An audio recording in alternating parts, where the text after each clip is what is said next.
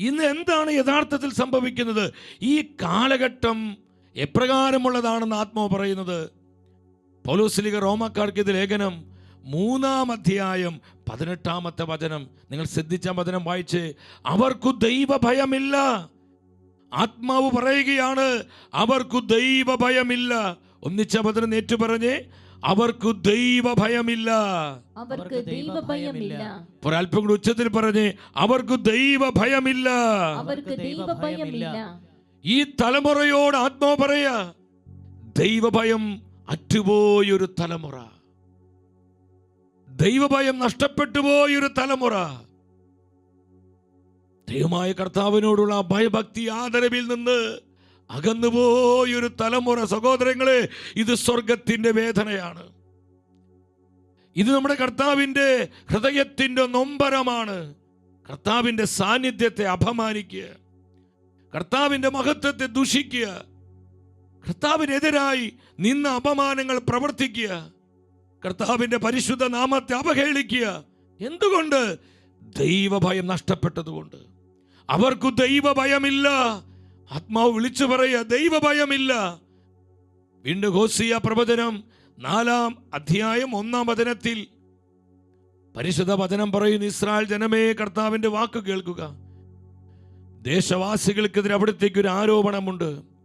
ഇവിടെ വിശ്വസ്തതയോ സ്നേഹമോ ഇല്ല. ദൈവവിചാരം ദേശത്ത് അറ്റുപോയിരിക്കുന്നു. ദൈവവിചാരം ദേശത്ത് അറ്റുപോയിരിക്കുന്നു. ഈ വചനം നമ്മൾ ശ്രദ്ധിച്ച്, ദൈവവിചാരം മനുഷ്യ ഹൃദയങ്ങളിൽ അറ്റുപോയി. ദൈവഭയമില്ലാത്തൊരു തലമുറ.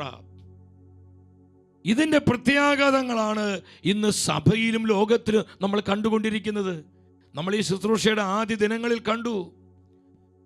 ദൈവഭയമില്ലാത്ത ഈ കാലഘട്ടത്തിന്റെ പാപമ്ലേച്ഛതകളെ കുറിച്ച്, ഈ കാലഘട്ടത്തിൽ സത്യവിശ്വാസം സംഭവിക്കുന്ന അപജയത്തെക്കുറിച്ച്, വ്യാപകമായ ദൈവനിഷേധവും ദൈവദൂഷണവും ക്രൈസ്തവ വിരുദ്ധതയെക്കുറിച്ച്, വഴിവിട്ട അരാജകത്വങ്ങളും എല്ലാവിധ ദുഷിപ്പുകളും നിറഞ്ഞു നിൽക്കുന്ന ഈ കാലഘട്ടത്തിലേക്ക് ആത്മ വെളിച്ചം വീശുകയായിരുന്നു. നമ്മൾ ഇന്ന് കണ്ടുകൊണ്ടിരിക്കുന്ന എല്ലാ ആത്മീയവും ധാർമ്മികവുമായ അധപതനത്തിന് കാരണം ദൈവഭയം നഷ്ടപ്പെട്ടു പോയതാണ്.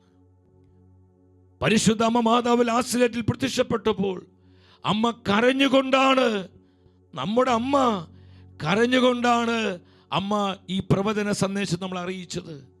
എന്താണ് അമ്മ മാതാവ് പറഞ്ഞത്? ദൈവകോപത്തിന്റെ സമയം ആഗതമായിരിക്കുന്നു. ജനമാനസാന്തരപ്പെടുവാൻ തയ്യാറായില്ലെങ്കിൽ മനുഷ്യന്റെ നന്ദികേടുകൾക്കെതിരെ നമ്മൾ ശ്രദ്ധിക്കണം. ഇന്ന് മഹത്വപൂർണനായ കർത്താവിനോട് നമ്മൾ കാണിക്കുന്ന നിന്ന അപമാനങ്ങള്, നന്ദികേടുകള്, അതിനെതിരെ ദൈവനീതിയുടെ കോപം ജ്വലിക്കും.